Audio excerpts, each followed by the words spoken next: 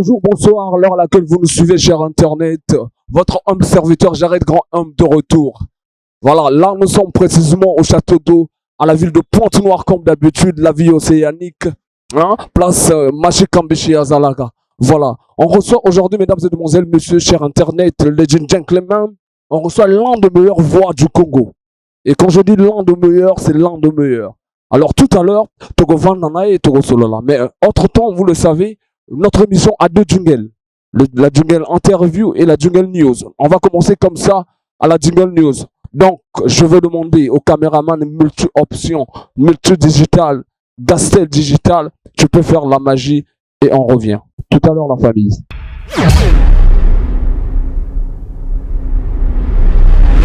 Alors, on revient, mesdames et demoiselles, messieurs, ladies and gentlemen, pour les news du Congo. Je vous dis, l'artiste Eddie Banzo a presté de l'autre côté à Pointe-Noire, à l'Espace Olympia. Je vous donne aussi les news comme ça. L'orchestre Patro des Stars de Kevin Mwandemenga a fait le tour du Congo.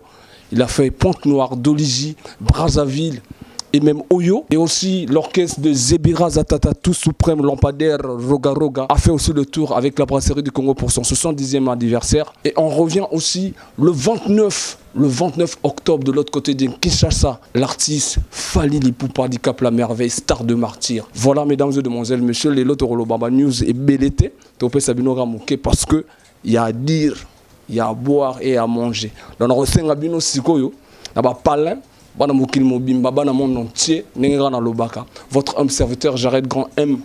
Bovanda. Sikoto Homo Solo. Otoro Balelo, et Tali Moutute. Et Talinga, n'a invité Nanga. Choqué yo, que nos fonds n'aient pas voisin, bisoto à tribunal, de Yamaramu tout nyos. Alors, monsieur Gastel, digital, l'homme à la double casquette désormais, monsieur Option, je te demande de faire la magie, comme ça on va faire asseoir notre invité. Tout à l'heure, la famille.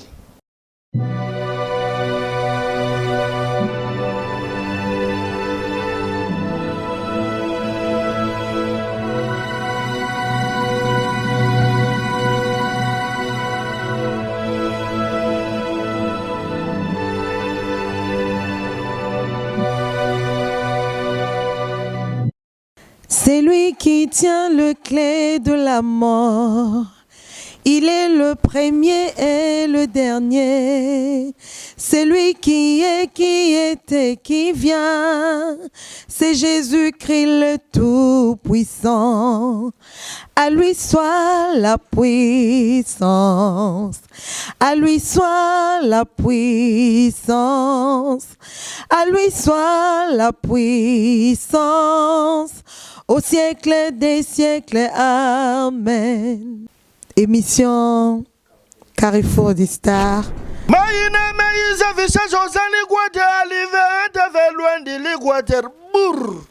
Ici c'est le maître dictateur des animateurs, Vichel Josian le PPJA. Suivons tous l'émission Carrefour des Stars avec Jared Grand M, chroniqueur de luxe avec toute humilité. Check, c'est pas pareil. Différence, hein?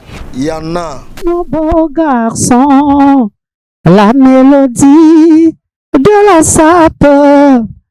Bolanda émission Carrefour des Stars avec le chroniqueur de luxe Jared Grand M. Somo trop somo. Iya tabasa l'union ba kolonga jamais Kevin Mwandemenga. Ba ye bati molela kyolibulu basindi na kati bango moko. Yesu ngai na ye pai na yo. Roi des anges ngai na ye pai na yo. Et l'homme appuya, l'homme de la renaissance, nazanga voiture, yoko pesanga, Carrefour des Stars, nazanga image, yoko pesa. Bakanza kufana chapelle na ye Metatron, mondela sala ave pesa kanango baton.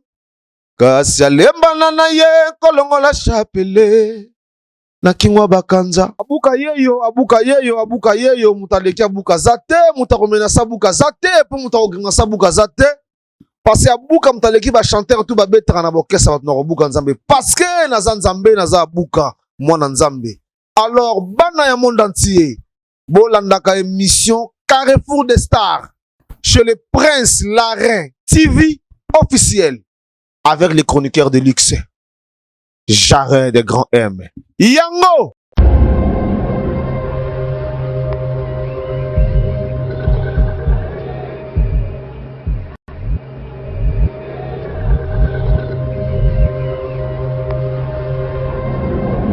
Alors, la famille, de retour sur cette émission, juste après votre jingle interview, te recevoir ce que invité Nabiso passe tout sur le Nyonso, sans exception. Alors, mesdames et mesdemoiselles, messieurs, je vous disais tantôt, on va recevoir l'un des meilleures voix du Congo, s'il vous plaît. C'est l'un des artistes aujourd'hui qui fait la fierté de 242 de notre pays, le roi Bisso, Tobunde, la culture à Moka. Donc, on fait avec Bolinga Te Bolinga, parce que ce qui fait bien, il fait bien. Si tu fais pas bien, tu fais pas bien. Alors, mesdames et mesdemoiselles, messieurs, ladies and gentlemen, on reçoit l'artiste de Patrouille des Stars qui s'appelle l'artiste Bouka. Bonjour et bonne arrivée à Carrefour des Stars. Bonjour, bonjour, bonjour, bonjour, bonjour. Abuka yeyo, abuka yeyo, abuka yeyo. Mutaleki abuka zate, mutaromena sa buka zate, puis mutarokima sa buka zate, parce qu'abuka mutaleki ba chanteur tout ba betra na boke sa ba buka nzembo. Donc, en dirait des pontons, kitoko.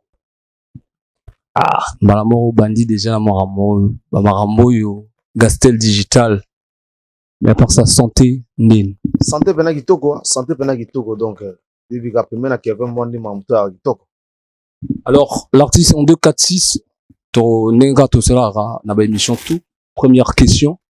L'artiste Bouka peut nous expliquer carrière musicale naie en 246 pour naba sur internet, bana Carrefour des Stars, ba o bana Narabiso, ba yeba qui est réellement l'artiste Bouka. Abuka, azam mise ya mboka, oyo Patrouille des Stars et boti. C'est-à-dire que, nga na uti kaka parler, mbala moko Patrouille des Stars. Yana leader monta lo bago, na betaka na orchestre na yate. Na uta parler, mbala moko Patrouille des Stars alors. Kevin Mwani Mbenga, il faut Metato, le roi des anges, son excellence, monsieur l'ambassadeur. Il a appelé ça une opportunité que mon kilé, Barado Stazina, na botama na maternité na eko. Le salangana za la bouka. Alors, on peut voir, Togozo, moi, Zané ou Banda, vraiment, musique na yo professionnellement, ça date de quand? Ça dit, on a continué Patrouille des Stars, 2016, hein. 2016. Premier disque na ngana na Patrouille des Stars, 312 métaphysiques. Place na yemba ki na nzembo ya Shida. Premier nzembo président PCN na PCN opportunité na yemba ki Shida. Shida Shida. Oh papa, moto masolo Shida. Zuwa ya nini Shida. Oza moto na ngai. Lukelanga Christian. Bengelanga kuna oh. Yebisa rodon kwere, bolingo ekei, avec le kuta mona kati, kasalia kakaka emoko, walela jenda, abuka, Romeo Zamunda lela Shida, abuka, Laetitia okuna tosaka na kala, pourquoi chérie, tu refuses d'écouter ta chanson préférée, abuka, abuka, adasia na ngai yo yo. Pour refuser la sakana, Arnaud Poison yo-yo, pour refuser la djembela, voilà, chou. Exceptionnel, mesdames et mesdemoiselles, messieurs, je vous disais, c'est l'un des meilleures voix du Congo. J'espère que Nandaro Mosepeli. Alors, l'artiste, ça te fait 6 ans de carrière musicale professionnelle. Difficulté nini, Lelo, vous aurez rencontré na katia, industrie, il y a musique, il y a Congo surtout. La difficulté c'est belé, mais la carte ça va difficulté tout au coup dans lango. Les arabes ngana mona ngo les aba la difficulté vraiment mais aba leçon. Ils ont ça la biso que les lotos à la pebe.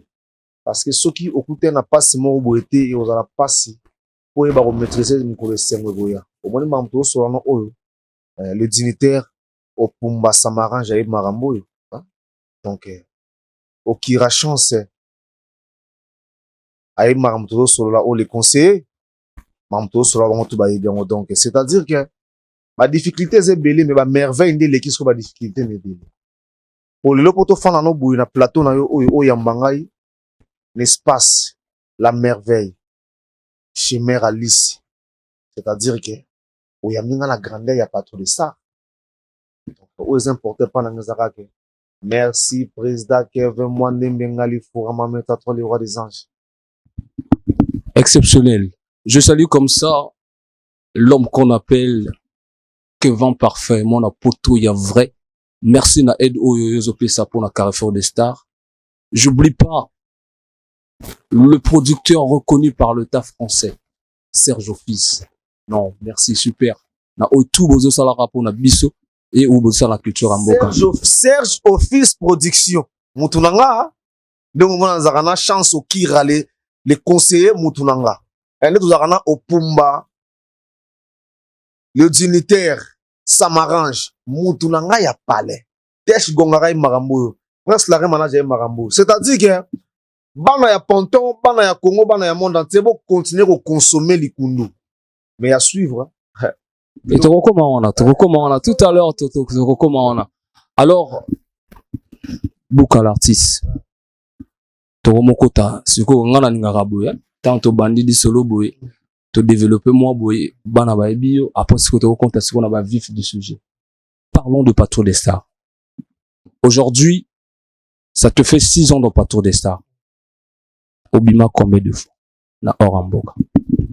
Bon, Oramboka, Kobima Libanda ya Mboka. Kobima Libanda ya Mboka, ils ont dépendre na ngaïté. Ils ont dépendre na ba manager, na ba producteur, na ba maison de production. Mais ba voyage privé, on a ça l'équipe, ils ont déjà belé na patrouille. Ils ont ba opportunité au patrouille de ça repesinga. Naki ba Mali, naki ba Sénégal, naki ba Guinée, naki ba Kisasa, naki ba Luanda, na patrouille de stars. Il y a un voyage privé. Maintenant, orchestre, président le baron toujours le Romoro, tout peut s'attendre à temps. Et puis, nous avons fait un Congo, premier président du Congo, c'est Papa Sassouté.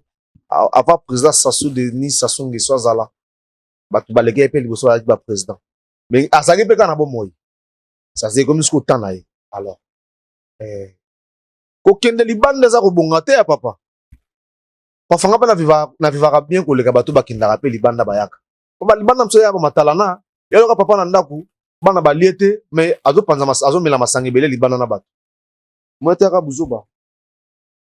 Sur la musique. Tant on a osé le banner au Bima Libanda, c'est carrément la musique. Aujourd'hui, Patrouille des Stars, que tu le veuilles ou pas, les meilleurs orchestres, il y a Moranabiso 242. Mais on a comme l'impression que difficulté au Patrouille des Stars et Zozoaka, vu les albums, je dis bien, je précise, vu les albums que Patrouille des Stars on a, mais on a difficulté, moko, de rejouer Liban. Parce que si aujourd'hui ça te fait 6 ans, vous avez voyagé que oui, des voyages privés, mais il y a concert, veut dire tout le monde Patrouille des Stars, Sénégal, Patrouille des Stars, Mali, Patrouille des Stars. C'est-à-dire, mokini mobimba, parce que musique nabino, ils ont mérité, faut ça la mambongo. Mais qu'est-ce qui empêche réellement, on a moi 6 ans, on a, qu'est-ce qui empêche réellement, Patrouille des Stars, d'avoir avancé dans son soi? Mamuto Solano, oyo, Tesh Gongara bien. Chance au kira les conseillers bien. Est-ce que vous comprenez? Destin Moulumba y marambo. Tous en a difficulté à Robima Libanda te. Tous en a un problème, il y a caché. C'est-à-dire, président Kevin Mwanda Mbenga Ebike, tous en a responsable, tous en a parent. Alors, toko bimate pour te satisfaire président Kevin. Toko bimate pour te satisfaire Moutoumoro Boumou Biso Toko Finza. Ou bien que nous le cas, ok, c'est moi voyager. Bien sûr. C'est pas lobby qui petit. Ou bien c'est 10 concerts, 16 concerts, fouti bisoté. Ba kosa guitare ba ba mamba solo. Alors, ce que pas tout de ça, to lingaka te to kuya na ba makambo bongo.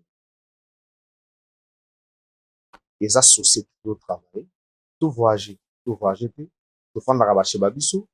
Vous avez mis moi partout de ça, ba betinda on est ba c'était. Mais na ba orchestre oyo ka ba voyager wana. Ba msu to mona ba publier ba osso na le pont bongo. D'accord. Ba msu to beti 16 concert ba fouti bisoté.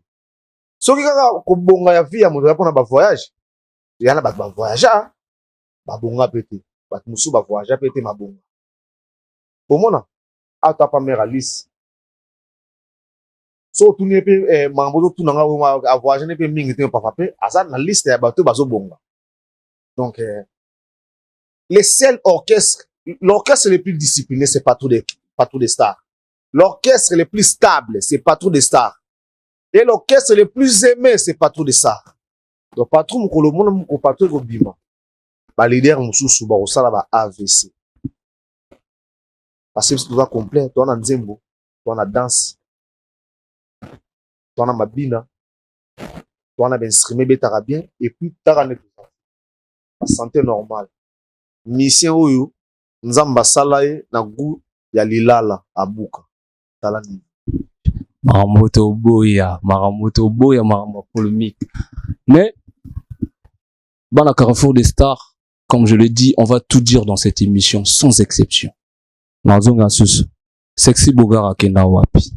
Sexy Boga procureur à champ abeta tourne na Côte d'Ivoire ser na yem tazo bala bon asenga kinzela na orchestre ba autoriza ki akende parce que za mamba famille mama nazo bano oyo mère na biso Padeli Wando le cœur de chance au kira le conseiller ye bien que sexy asenga kinzela akeli bala ya ser na ye na Côte d'Ivoire ba kopima te yalo wanga pe na kosenga nzela no mo voyager ba boya te tona senga ba pesa ngati mais Tolobate, on a entendu que Sexy Bogart était parti sans la permission de l'orchestre Patron des Stars.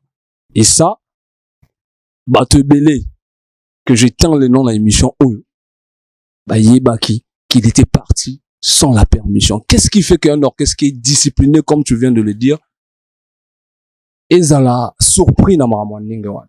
Mbato ya mokili ebele bayoka kama wakasi mokende basungaka biloba loba bato na mokili ala ngoka so ngam nazaka na kati ndako na biso ke Sexy Boga passeport na ye oyo ya voyager le excusez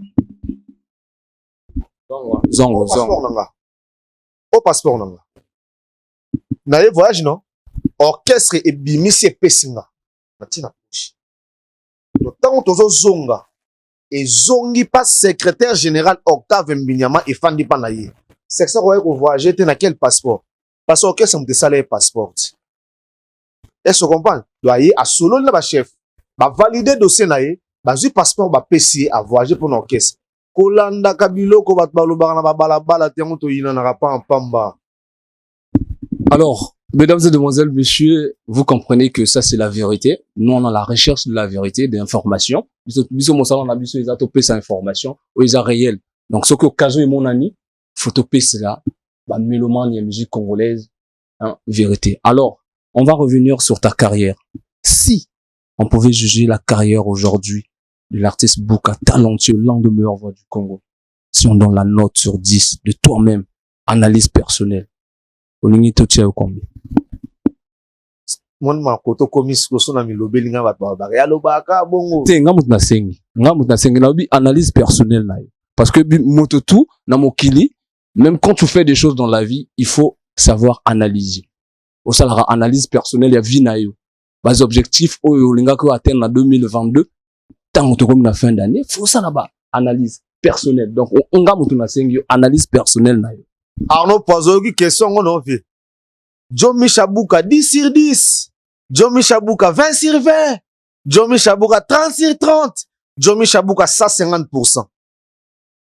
Au complet là. Plein na mettre plainte ezaya kokoka maman na lobana o mais nara mokonza ye bien kena ba mamba solo et puis côté ofandi on a même na parler ba yebi ke manara ba mamba solo eza bongo abuka ye mutaleki abuka zate mutaromena sabuka zate mutarokima sabuka zate mwana keve mwana mbengali furamba parce que ngam na leki ba chanteur tout ba betaka na ba orchestre bat na obuka nzembo et puis ba yebi ke za bongo bango tout ba yebi ke za bongo. Alors parlons un peu de toi. Qu'est-ce qui t'a donné et puis ça au goût ya ndule ya musique vraiment nani wana apesi vraiment goût ya musique parce que bato lelo ba mona kaka abuka ye maka bien ye maka danger mais ba yebi source ya abuka te nini na abuka comme chanteur nani apesi abuka goût ya ozala musicien. Napesi mbote na orchestre le Makandas, napesi mbote na Chauffeur Bendi, napesi mbote na orchestre tout ya Ponton. Tant bazo mona nga ba yebi ke nga naza mwana ya un grand chanteur congolais. moto abenga nga Buka eza komba papa nanga Jadi Abuka. Hein? Donc c'est-à-dire nabotami na mutsopo ya musique, na koli na makila ya musique, na fa na kata sensibilité ya musique. Fona zaka Abuka 10 sur 10. Abuka 20 sur 20. Abuka 30 sur 30. Parce que nga musique ezateke oyo ba yekusinga na botami na yango. Papa nanga da grand chanteur congolais, ba congolais tout ba yebi. Ba leader tout ya mboko ba yebi, président nga Kevin Moninga apesa nga ba valeur na ba respect pa te ya nga belé parce que yeba ki père nanga pour mona. Donc biso musique to botam nango na botam nango pa na katanda ko te musique ya la. Donc ça va déjà. Donc exceptionnellement sur cette émission parce que ngata on a recevoir artiste. Yango sko mona ke na les gars ba chanteur presque belé ba betanga na ba orchestre ba na oyemba. Ah mon dieu, ça c'est Abuka qui dit hein. Cher Internet, ngate na lobby, yemuta lobby. Alors moi, je te félicite personnellement parce que biso na émission tant que recevoir moto Ayebi Moussala, hein, te félicite pas. Et donc moi, en direct sur Carrefour de Star, vraiment merci beaucoup de ce que tu as apporté à la musique congolaise. Et j'espère que Ego là, parce que aujourd'hui, l'orchestre Partout des Stars, dans le moment manqué, ils ont l'un, il y a des orchestres où ils ont la stabilité, na bas artistes. C'est-à-dire durer, et à la fidélité, na bas artistes. Alors, Buka, Lelo, n'a pas trop de stars, 6 ans de carrière. Marmé Bélin, qu'est-ce qui s'est passé? Tous en moi, cocktail, il y a 6 ans, il y a Marambo Sali, n'a pas trop de stars, Atana Mungongo, tous en moi, cocktail, il y a 6 ans. Iyata basali nyonso bakolonga jamais Kevin Bwandembenga. Baye bati molela kyoli bulu bazindi na kati bango moko. Yesu ngai na ye pai na yo. Roi des anges ngai na ye pai na yo. Elo Mampuya, l'homme de la renaissance, nazanga voiture yoko pesanga. Ovi filinge nazanga bambongo yoko pesa. Bakanza kufa na chapelle na ye Métatron, Métatron, Métatron, Métatron, Métatron, Métatron, Métatron, Métatron, Métatron, Métatron, Métatron, Métatron, Métatron, Métatron, les rois des anges. Mondela sala ave pesaka nango baton. Kasi alembana na ye kolongola chapelle. Na kingwa bakanza. Tala niveau. Maboko pona ye, s'il vous plaît, là bas parlant to betelemo maboko et ça la bien, voilà, exceptionnel sur cette émission Carrefour de Stars, l'un des meilleures voix du Congo, mesdames et demoiselles, messieurs. Bissoawa, on respecte tout le monde, tout le bar bino émission Isaiah Moutouté, Isaiah Moutounyos. Toi le roi tribunal, où il a plante nayo, ba analysango, au ligina bar, te juger. Voilà. Je salue comme ça l'homme qu'on appelle le président Hakim Fama, staff Molokai. Je salue tous les zonzous de la cité qui me soutiennent. Vraiment, merci beaucoup. Je regarde comme ça l'homme qu'on appelle 2 personnes collées. Toi-même, tu sais. J'oublie pas Simon Kouka. Et aussi Quaresman Junior. Non, PDG. Ça va quand même, quoi. Ça va quand même. Alors, l'artiste. Buti à visite na yo, na ville à Pointe-Noire. Toye penza pona 70 ans. Ya Brasco, et puis président Kevin Moninga, aza ambassadeur ya marque Primis. Alors marque Primis, eza moko ya ba matière o eza na kati ya Brasco. Alors, le gars toujours fêté 70 ans. Il fallait monsieur l'ambassadeur an mabiso ba disciple na ye to accompagner. Juste era ko accompagner président Kevin Mwandea. Asa Mekon Palvin a eu Marambo tout sur là haut. Donc tu era ko accompagner prise, mais bana ponto bas à la l'aise. Orchestre balinga makasi na ba chanteur balinga makasi sito toyoki bilelo na bango belea babinisi bango tina niveau ke batu mususu lelo balamuki te bakomi na ba rhumatisme boza calme bokoyoka rumba oh quel égoïsme ya l'amour ya l'amour ya l'amour oh quel égoïsme ya l'amour. Ça m'arrange utilitaire. Oh yo, quel égoïsme y'a l'amour. Chanson Kira, les conseillers. Maman Wandoza wapie, pas de lit. Ngaye Alice Makaya. Tesko ngala lela nani. Arnaud Poisson, Hervé Mayamba. Dorian Mbappé ngala lela. MM Service. Doudou Piala lela. Ngaye. Tala. Alors, exceptionnel, mesdames et demoiselles, messieurs. Qu'est-ce qui fait que Vonayo, c'est-à-dire, ils en ont le on a charme moro et bimara Vonayo. Je sais pas.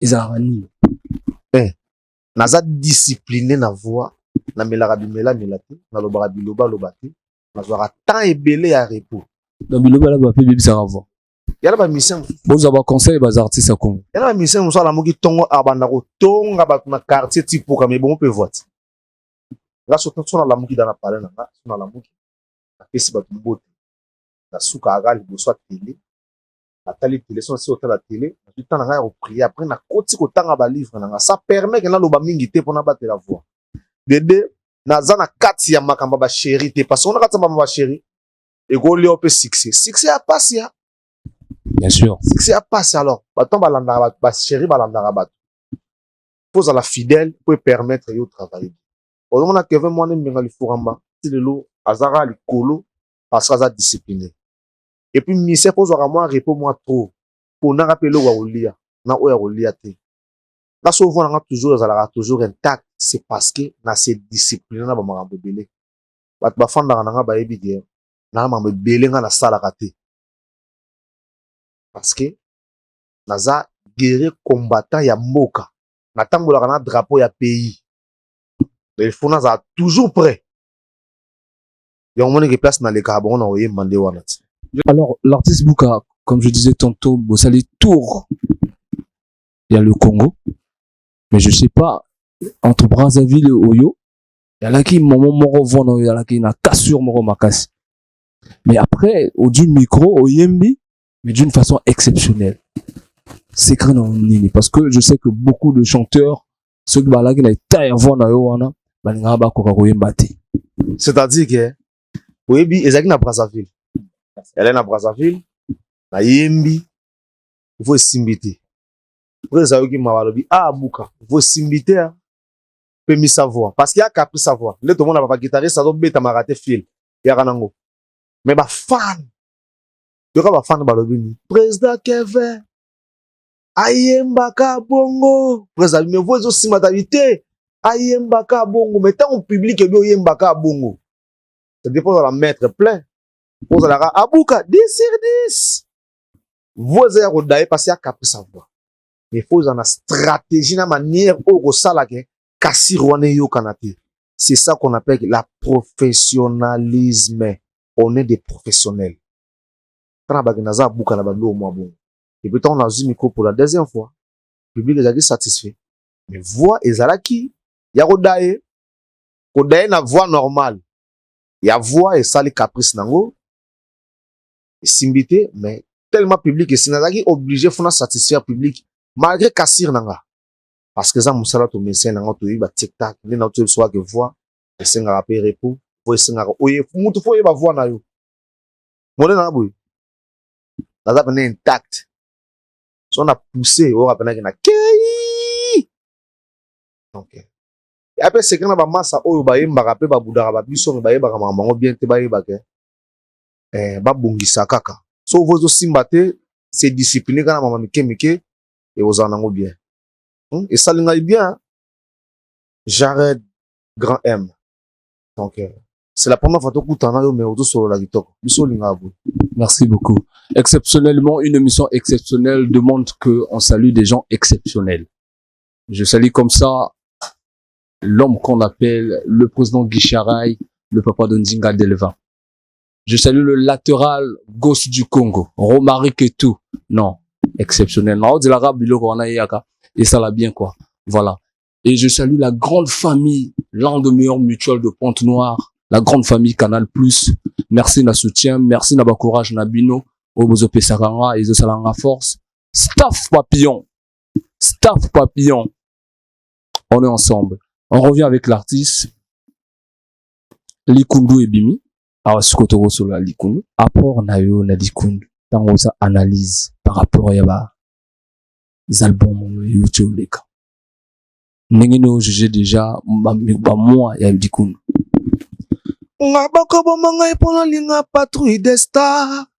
Bakobo mangai pona linga kayango. Ata bapekisinga na linga patrouille des stars. Ngala koyoka te pweza bendela Congo. Bendele likundu na keva ya mbwande ekosimba jamais. Merci na ba congolais parce que bazozo temps ya ko consommer loko na bango. Omoni lelo nako bana loko moke Satan et sali 4 ans. Ebimi le 18 décembre 2018. Ba melomane bazo temps opesa pena opportunité ba yokango. Donc bazo pe kaka temps ya koyoka likundu ba comprendre que tu travailler makasi. Tu travailler makasi. Bon on a pena ya ko buka na te. Adanga mobala mamo kase. Izebola kitoko oyesuko to esongisano na ngai te biraman donc to sali boulot oyo yo senga congolais pena to atana ya koyoka to sala musala bien. Alors na kosenga na ba congolais na kosenga na bana mokili mobimba consommer la musique de chez nous, respectons les gens qui font bien et ça bien parce que biso to ba défendeur ya culture a mboko yo et le retour linga eza soutien na ba talent na biso pour que de jour en jour baba no lobe la biso tous ala non complexé la bato mususu parce que y a biso bana batalo. Alors exceptionnellement dans cette émission Bukatoro chuter un peu vers la fin de notre émission. Je vais te poser une question que Otolobara toujours. Projet présent Yabuka, projet futur Yabuka. Projet présent Yabuka ezali ke disque. Toto msara single la likundu. Disque zoya ya ba musicien. Et pour découvrir ba talent parce que batuni ba yoka biso na ba vocal là. Pour découvrir biso na ba nzembo o ezoya. O président Kevin Mwani Mbengali Furamba. A pesi biso opportunité. Dieu merci quand même à Tour Eiffel papa propre et Marambo yo toujours solo là. Donc ya on est en sur le marché likundu. Alors toujours travailler disque ya ba musicien c'est na se ezoyaka. Ezoyaka. Donc bato balingi ba mabanga ba yemba bango, bato balinga somba nzembo, c'est le moment. Parce que toujours travailler et comme un moment boui, toujours na posa ba toto solliciter ba touté parce que toi aussi ça déjà mambuto. Dignitaire chance si prend même mamnazo loba oyo. Papa nanga Elo Manson Mampuya. Mais c'est l'honorable Ayib Marambo toujours sur la oyo donc Nzambe asunga bisona bino Nikolezoya tous ala toujours en vie auto-réaliser Marambo ya kitoko ou ezo senga to sala yango. Merci beaucoup. Je rappelle qu'on était là, hein, l'un des meilleurs salons, il y a Ville Nabiso, salon La Merveille d'Alice, situé la Hoche, c'est-à-dire au Romga la pharmacie, il y a Château d'eau quoi. Vraiment pharmacie à Château d'eau, Sénégal, salon d'Alice, vraiment au côté kitoko. Oyaraki vilaine au bimi, joli quoi, joli bébé sucré même. Alors, Luka, il y a des kamususu, ou peut-être Nabosani, on a l'obité, ou you peut-être, ou lingako le banabana mon entier, na otigelo micro, hein, ou le banabango, face à caméra, avec sérieux, avec non-hypocrisie, hein, ou le belaba. Abuka, aza chanteur, Yamboka oyo Congo, naza mwana ya Kevin Mwande Mbengali Furamba Metato le roi des anges leader obo sepelaka na ye pona kosenga kaka na ba congolais o baza à l'étranger na o baza na mboka bo continuer ko soutenir Patrouille des Stars tant vous soutenir Patrouille des Stars c'est-à-dire vous soutenir Congo tous ba mission ka o boza na bango ezaka biso na bo linga biso bo soutenir biso lobby eza ya Nzambe disque zoya to sala disque na Congo pona ba congolais soki marocain moko ba sepe na disque ya ba congolais passa fana na congolais pembie ou congolaise Nzambe ya batela biso na bino marambo ezala bien naza buka bo mesana ngandi nazalaka meilleur chanteur congolais Nzamba za na bino oh yo quel égoïsme ya l'amour Poponi esengo tikeli nga mawa na bolingo ya bilelo moninga ya malade ndekwa liwa via pas comme état c'est na risque via pas comme état c'est na risque oh abuga yeyo abuga yeyo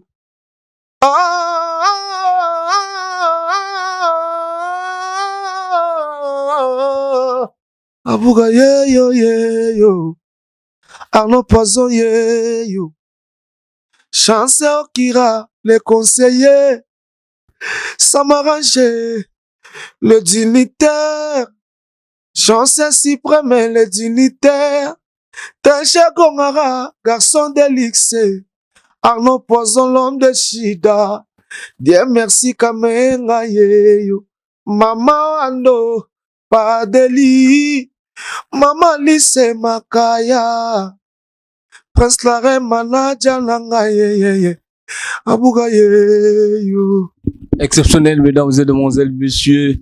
C'était là l'un des meilleures voix du Congo, mesdames et demoiselles, messieurs. J'espère que vous comprenez et vous n'imez maramo na le belibino. Alors, Carrefour des Stars, il y a Montonion-So. On va saluer comme ça les gens qui nous sont chers. Je salue l'ingénieur Paris Sakwaba, désormais partenaire de Carrefour des Stars. Tolobaki, on a posa, on a la clip, on a posa, on les gana studio, on a posa ça la base affiche, on a posa il y a concept, il y a mabala, on a posa il y a caméraman, hein, l'homme multi-option, Gastel, Azawana, a reçu la image, a ça la reportage a fait. Pour une histoire, mesdames et demoiselles, messieurs, le 70e anniversaire avec Patrouille des Stars à Pointe-Noire. Le reportage va se faire avec Carrefour des Stars. Wana, topesi bino cadeau pour que vous suivez vos bisous. On va finir comme ça, sans pourtant remercier Bateau, va soutenir Bissot. Je salue comme ça, hein, tout ça là, elo morongana yu, artiste. C'est-à-dire, na boaki mutu moko, yo boaki mutu moko. Na boaki moko, yo boaki moko. Pour que aussi sa émission en beauté. Hein? Je salue comme ça le président Hakim Farma Molokai. Je salue son excellence, Monsieur l'honorable Elo Manton Mampouya. Je salue comme ça ma famille à moi, Makaya Hébert, le pétrolier, un jeune pétrolier maintenant, super. Je salue le SG à vie, Octave Mbinyama.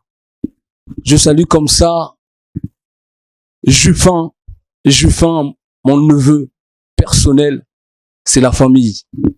Je salue Michael Isombo Moyaya. Je salue comme ça encore, mesdames et demoiselles, messieurs, comprenez, nous sommes presque à la fin. Je salue comme ça l'homme qu'on appelle le producteur Serge Office, reconnu par l'État français. Non, à Okotabakalate, Maramogo changé. Je salue mon chef d'orchestre, Dr Cousteau. Je salue comme ça tous les musiciens congolais. Je salue grand chanteur Ambogo, Kevin Mwene Mengali Foramami Tato, le roi des anges. Et je salue encore et encore Jomi Chabuka Nzambe. Alors, mes os de la cité, je vous oublie pas, mesdames et demoiselles, messieurs, comprenez, c'était la beauté de cette émission Carrefour des Stars, votre émission qui vous donne l'information réelle au temps voulu. Donc, mesdames et demoiselles, messieurs, comme je l'ai dit tantôt, nous sommes à la fin de notre émission. Je salue à la caméra, Gastel Digital, l'homme à la multi-option. Je salue à la coordination, Prince Lare Manager International. Et moi-même, votre M serviteur, Jared Grand M. Comme je le dis, chaque jour est une vie. Prenez soin de vous. Nous nous retrouvons à la prochaine épisode. Ciao la famille.